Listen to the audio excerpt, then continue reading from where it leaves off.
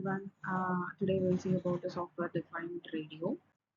So this picture will tell the difference between the traditional and software defined radio and the cognitive radio. So the first picture here is the traditional radio, whereas the software and the hardware will be in separate.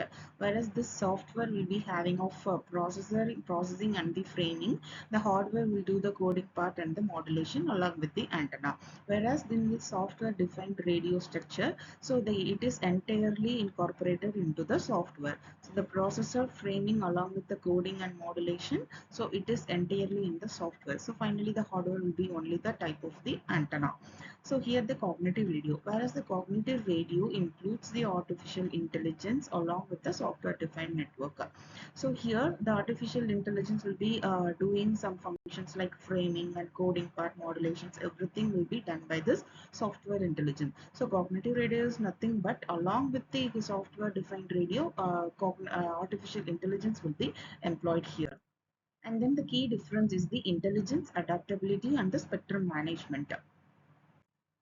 So what is a digital radio? So before that we must be know about the diagram of the digital radio, whereas this digital radio is the use of digital technology to transmit or receive across the radio spectrum. Usually the transmission can be done by radio waves, which includes the digital broadcasting and especially digital or audio radio services. So this design will be the conventional digital radio, where it consists of the five sections. We'll see one by one. So the usually the antenna section which receives or transmits the information which is encoded into the waves, and then the RF front end section, whereas it is responsible for transmitting and receiving the radio frequency signals from the antenna and converting them into an intermediate frequency. This ADC and DAC section will perform the analog to digital conversion and digital to the analog conversion. So here the digital up conversion and the digital down conversion will be used, especially it is performed by modulating a signal on the transmission path and the demodulating of a signal and the receiving path. So the main function of this up and down conversion is to demodulate a signal on the receiving path in the down conversion. In up conversion, it modulating the transmitting path. So here the last section is the baseband section, where it performs the operations such can be connection setup, equalization, frequency hopping, and coding decoding can be done along with the correlation, which all can be implemented in the link layer protocol. So the next one will be the software defined radio. We must know before getting into a cognitive radio, we must know about the software defined radio. It is usually a technology that will enable the reception and transmission of the radio signal using some software instead of using some hardware, traditional hardware components which we seen in the previous slide. So usually traditional radio components will have some hardware modules that is used to process or doing some specific frequency or protocols. Whereas in the software defined network, it relies only on the software algorithm. It is used to handle all the various aspects of radio communication, such as modulation, demodulation, encoding, decoding, filtering. Everything can be done under this software algorithm. So the next one will be the basic components of the SDR system, which is we seen in the previous slide. The first RF front end, usually it has the radio frequency front end, which is responsible for converting incoming analog signals into a digital signal. Whereas the processor is there, digital signal processor, it is the heart of an SDR system. So it is usually includes the filtering, demodulating, decoding, and other digital signal processing task. Whereas the software platform will be providing with some user interface to control and to configure some SDR system. Usually it is able to adjust the parameters and select the frequency bands and perform some various radio related tasks. So here are the benefits of the software defined radio. So usually we have many uh, benefits of software defined radio, like flexibility in using the spectrum and cost effectiveness and upgradability, wideband and multimode capabilities, research and the education. So this usually this SDR finds an application in various domains like military, telecommunication, public safety, wireless networking, satellite communication, and etc. As technology advances, a software-defined radio continues to evolve and providing more and more flexible and capabilities of the various wireless communications. So we'll see the evolution of software-defined radio in US.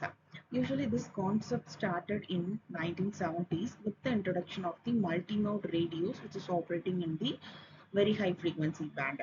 So US Air Force Avionics Laboratory initiated some integrated communication and aviation process along with the identification avionics program in 1970s. So they developed an architecture to support some multifunctional and multi-band airborne radios with a frequency of 30 MHz to 1600 MHz band. Successfully flight test and the final report delivery were occurred in 1992. So this ICNIA radio was the first programmable radio before the software-defined radios in US. So the next in 1980s, Air Force Research Laboratory were initiated some tactical anti-jump programmable signal processor, which was developed a processor capable of simultaneously doing some waveform operations using modular approach, where it is later evolved as a speakeasy program. Whereas this was joined with the US government program to develop some architecture and continue to improve the technology to meet the military aspects like requirements of multimedia networking operations. So whereas this significant military investment to integrate some various existing radio families into one family is the first thing that was done by this speakeasy program. So this one was evolved in the joint tactile radio system, nothing but the JTRS. So the SDR revolution in Asia. So in 1999, Japanese Institute of Electronics and Information and Communication Engineers were formed for this developing this one. And in 2000, Korea Electromagnetic Engineering Society were sponsored with a workshop to monitor how the radio software radio activities were in Korea, Japan, and Taiwan like that.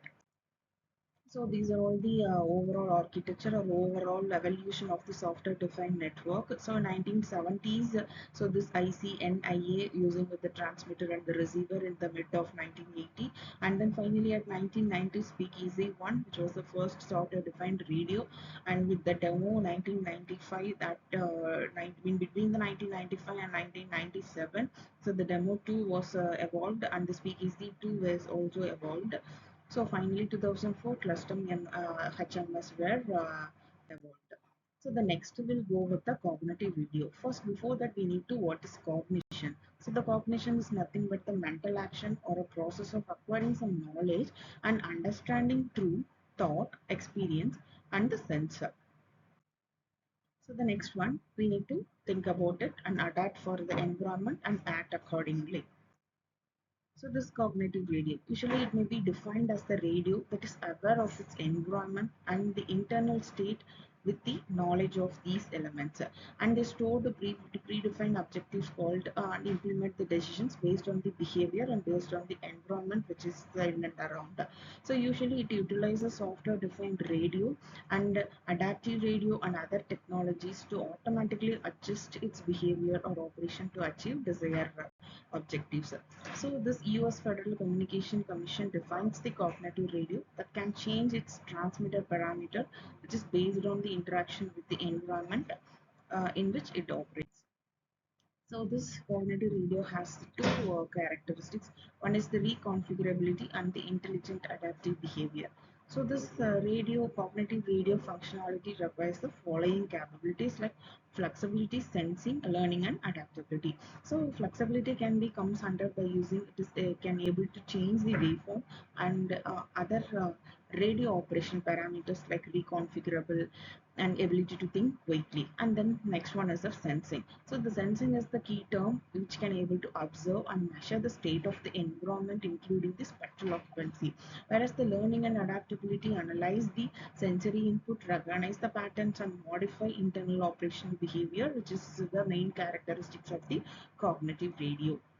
So this picture represents the with the cognitive radio mobile channel and without the cognitive radio. So here the mobile frequencies were getting crowded without the cognitive radio. So with the cognitive radio, we can use any channel. So whichever it is unutilized and the spectrum is unutilized, the mobile frequency can be used that particular spectrum band.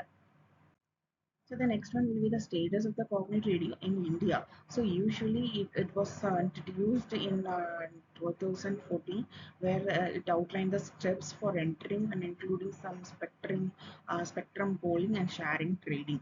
So in 2024 to 2030, in the India cognitive radio market is expected to grow of up to 21.4 percentage.